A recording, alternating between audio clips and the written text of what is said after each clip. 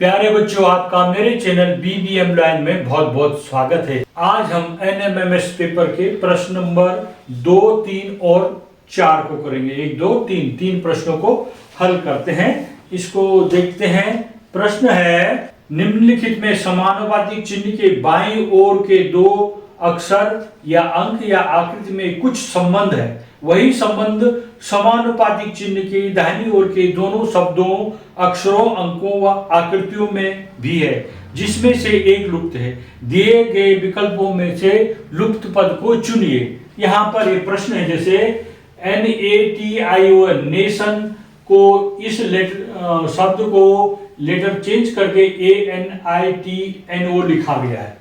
यहाँ पर HUNGRY लिखा है, अगला क्या होगा? UHGNR होगा, UNHGYR होगा, YRNGUH होगा या HNUGRY होगा। इन चारों में से कौन होगा इसके बाद? तो इसको हल करने के लिए पहले इसका संबंध हमको इससे देखना होता है। इसमें लिखा हुआ है NATION,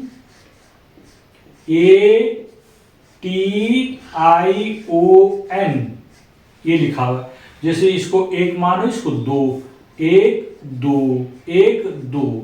इसको देखने पर यह हुआ कि 2 को हम इधर लिख दें 1 पे, 1 को इधर लिख दें, इसी तरह से 2 को इधर और 1 वाले लेटर को उधर, इसमें इस क्रमांक से इनको बदल देंगे। तो A को पहले लिखेंगे, N को बाद में लिखेंगे। क्या हो जाएगा? A और फिर हो जाएगा N। फिर क्या हो गया था यहाँ पे? IT हो गया। फिर यहां पर ON की जगह NO हो गया। ये कैसे बदल गया?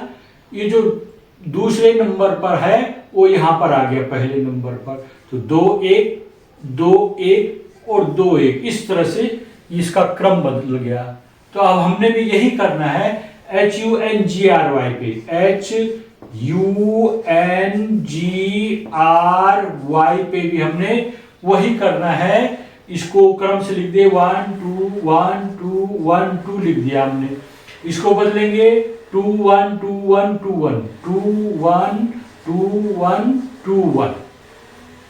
2 पर क्या है? U, 1 पर H, फिर 2 पर है G और 1 पर है N, यहाँ 2 पर है Y और 1 पर है R। इस तरह से ये हो गया।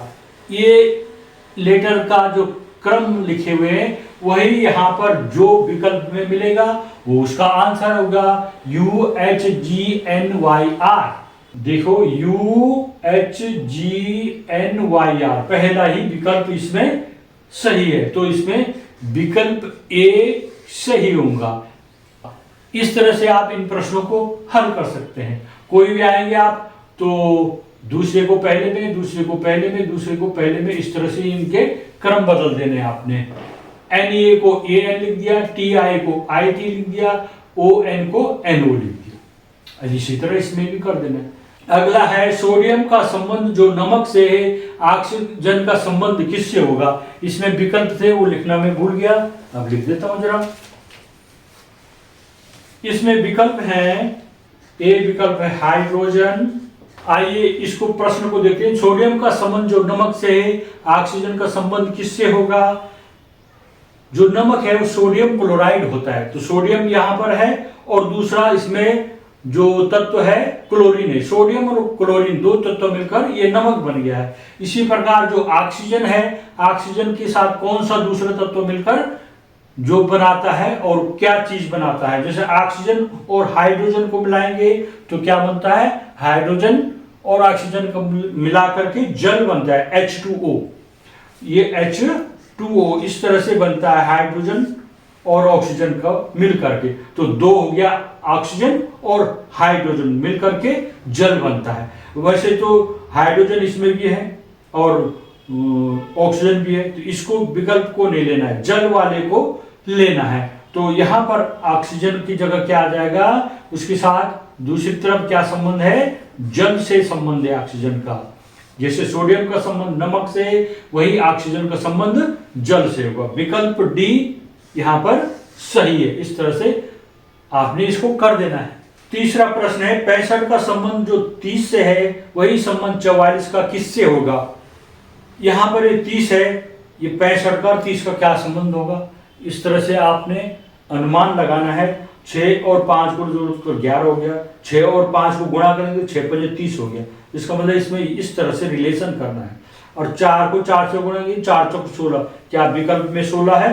हाँ, विकल्प में 16। इसका मतलब ये नियम सही है इसमें कि जो इसके 2 अंक है, इन दोनों अंकों को आपस में गुणा कर दो, 6 5 30। और यहां पर भी ये जो 44 है, इसके 2 अंकों को आपस में गुणा कर दो, 4 चौक 16। 16 विकल्प ए में है, अतः विकल्प ए सही है। इस तरह से आपने इनको हल करना है। वीडियो देखने के लिए बहुत बहुत धन्यवाद। मेरे चैनल को सब्सक्राइब कीजिएगा। अगर आपको ये वीडियो पसंद आ रही है तो आप वीडियो को लाइक कीजिएगा, कमेंट कीजिएगा और इसको शेयर भी कीजिएगा। अगर आप इस चैनल में नए हैं तो मेरे चैनल को सब्सक्राइब भी कीजिएगा। धन्यवाद।